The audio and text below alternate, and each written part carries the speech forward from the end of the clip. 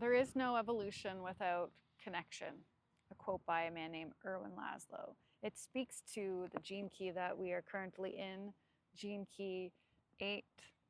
The shadow is mediocrity, the gift is style, and the city is exquisiteness.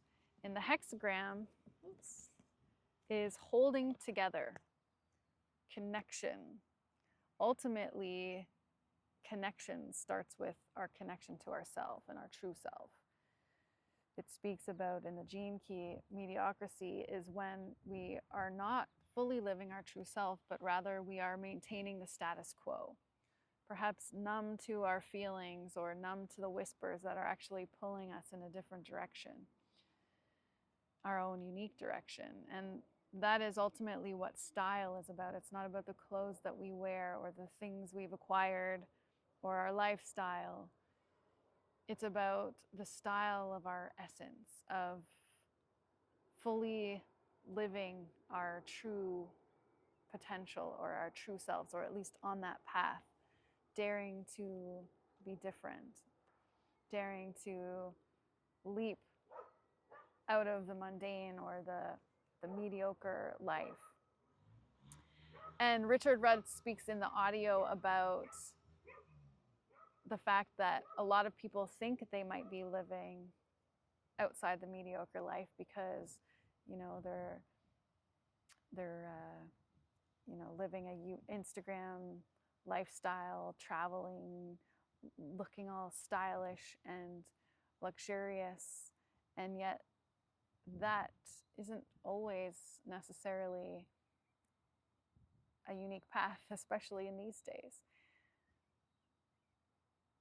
So the coming together, the connection, the true connection to ourself and our unique path, and really knowing ourselves is how we ultimately are able to connect authentically to others, whether that's through marketing, through business, through our personal lives, in our close, intimate connections, in our relationships.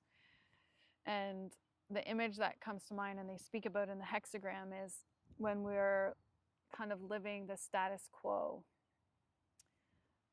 Oftentimes we're living in codependent relationships and we're just trying to fit in. So if this is the sphere, we just adopt that sphere of life. But neither really knows who the individual is. It's only once we understand our individuality, understand our boundaries, our needs, our authentic desires in life, follow our authentic call, follow our creative spark, are we able to sense and truly connect to the deepest parts of ourselves. And it's only then that we're able to meet and connect authentically with others, and then therefore evolve as an individual, as a group, and then as a species. And I think I certainly know and can see, at least in the online world, how much has changed through the business lens, through marketing, and how the bro marketing culture wasn't really in the game of connecting with others, but more pushing an agenda. And more people are stepping away from that and are understanding that ultimately it's connection that we long for. We've been lacking that true, authentic connection. And this goes to our feelings and getting in touch with our feelings, which is a relatively new concept for humans. And a personal story, I remember working with a mentor who spoke to anger that I had towards a specific person that I was not in touch with. In fact, I smiled when I thought of that person.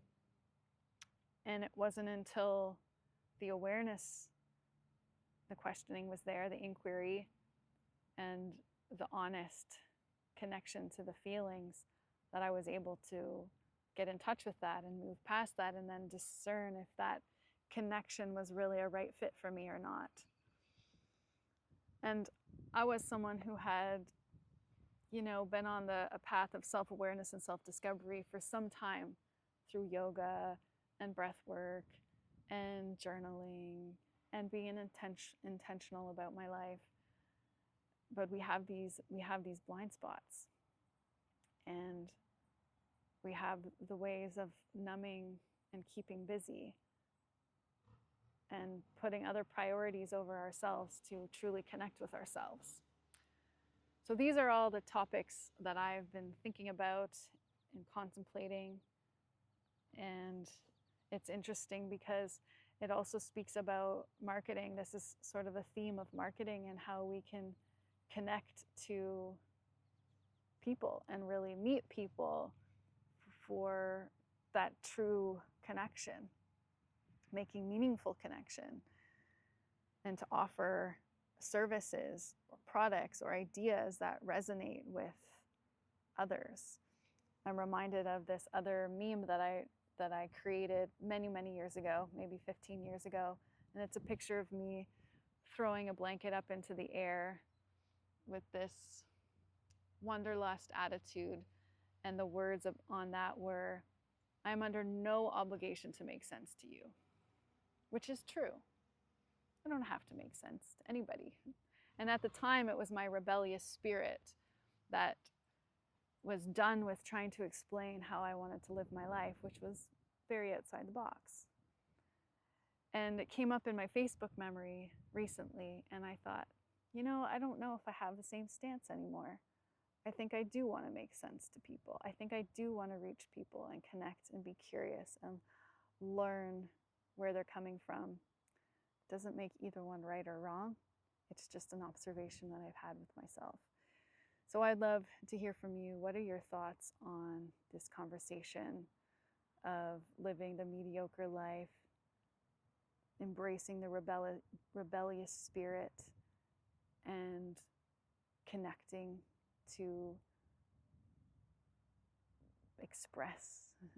And yeah, I'd love to hear from you on Gene Key 8, and I'll see you in the next video.